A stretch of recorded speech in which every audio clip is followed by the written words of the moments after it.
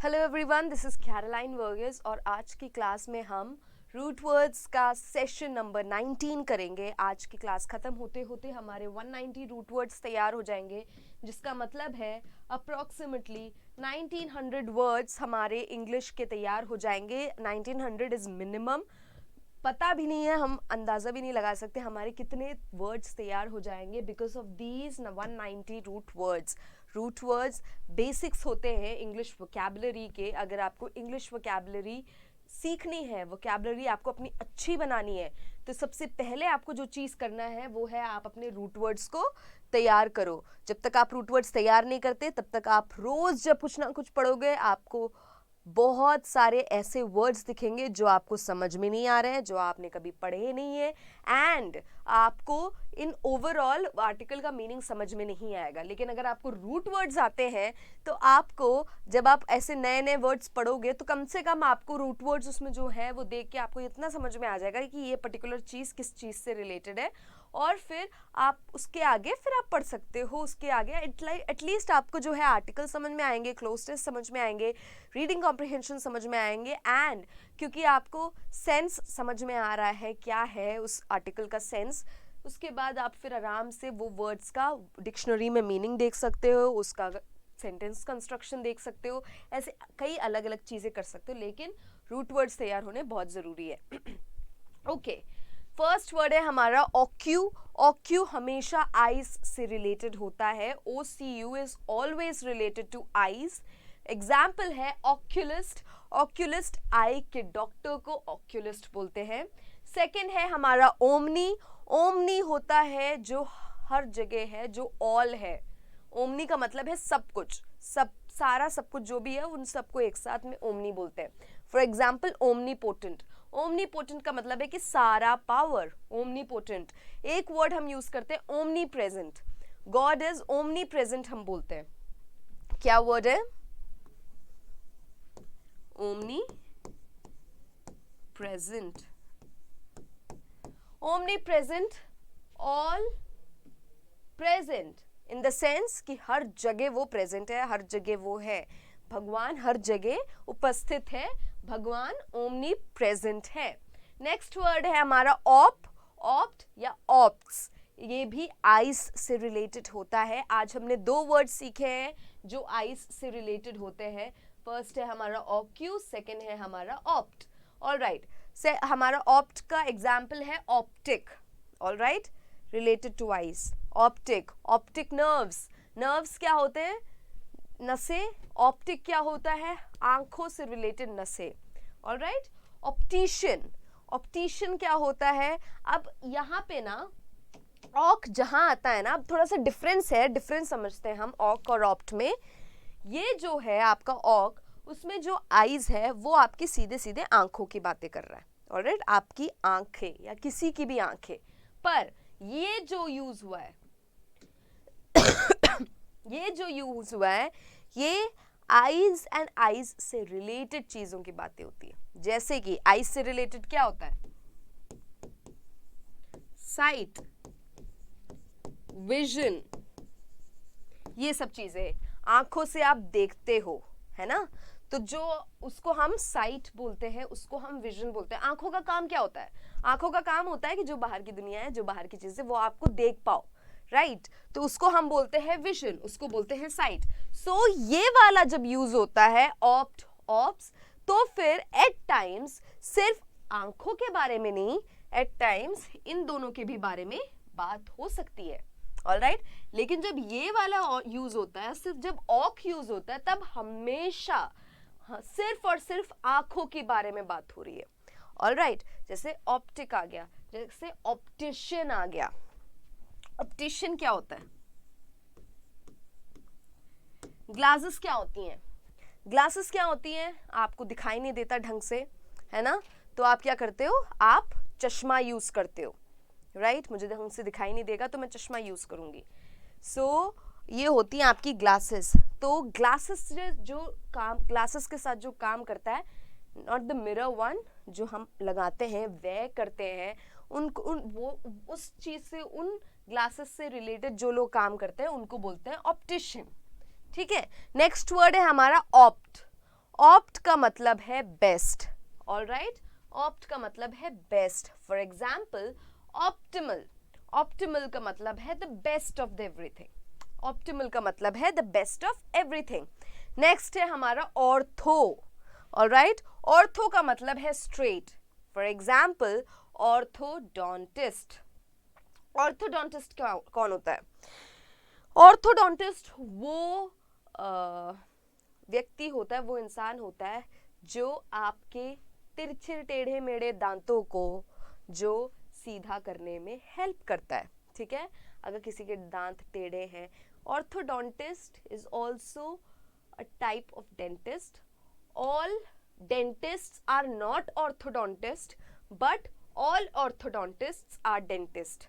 Alright, orthodontist थोड़ा सा dentistry में जब आप ब्यूटिफाई करते हो चीज़ों को, जैसे दांत को जो सुंदर बनाना है, डेंटिस्ट जो होता है वो ध्यान रखता है कि आपके दांत सही हैं, उनमें कैविटीज़ नहीं है, उनमें कोई दिक्कत ना हो, कि आपको हेल्थ में इशू आए, आपको दर्द हो या सूजन हो जाए मुंह में, गम्स में, मसूड़े ठीक हो, ये सब काम है डेंटिस्ट का. ऑर्थोडोंटिस्ट एक और काम करता है. ऑर्थोडोंटिस्ट क्या करता है? ऑर्थोडोंटिस्ट देखता है कि आपके सारे दांत लाइन में हो, आपके दांत बहुत ज़्यादा उठे ना हो, आपके दांत अंदर ना हो, आपके दांत तिरछे आगे पीछे ना हो, है ना. कई लोग होते हैं जो हंसते हैं तो देखते हो दांतों में स्टड्स लगे हुए हैं, मतलब डायमंड लगा हुआ है या कुछ ऐसे लगा हुआ है. ये सब ऑर्थोडोंटिस्ट के साथ होता है. डेंटिस्ट ये सब काम नहीं करता. डेंटिस्ट सिर्फ ये ध्यान रखता है कि आपके दांत ठीक है कि नहीं है.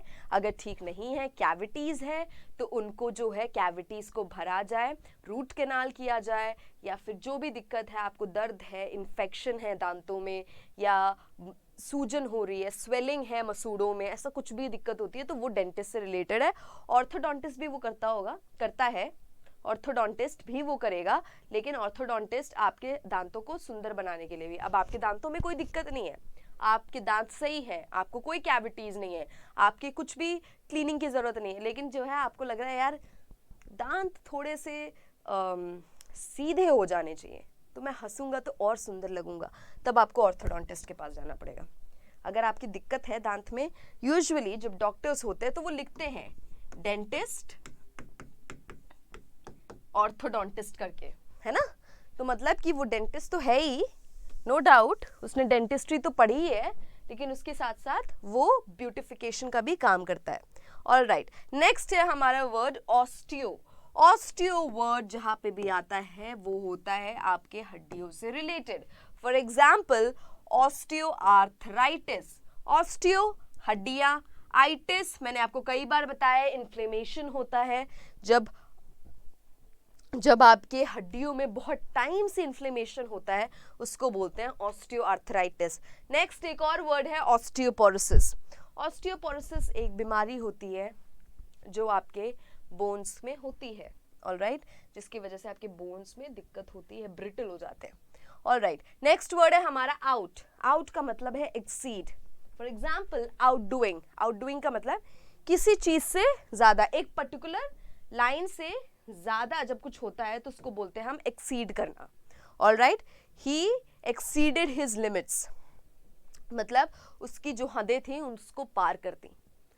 ठीक है, उसने अपनी हदें पार की हैं, उसी को बोलते हैं एक्सीड, है ना. आउटडूइंग का मतलब ही आउटडिड इट, उसको जितना करना चाहिए था उससे कई ज्यादा कर दिया, उसके लिए बोलते हैं आउटडूइंग. नेक्स्ट वर्ड है हमारा ओवर. ओवर का भी मतलब है एक्सेसिव. एक्सेसिव का मतलब है बहुत ज़्यादा. फॉर एग्जाम्पल ओवर कॉन्फिडेंट, बहुत ही ज़्यादा कॉन्फिडेंट. कॉन्फिडेंट होना अच्छी बात है, ओवर कॉन्फिडेंट होना कभी अच्छी बात नहीं है.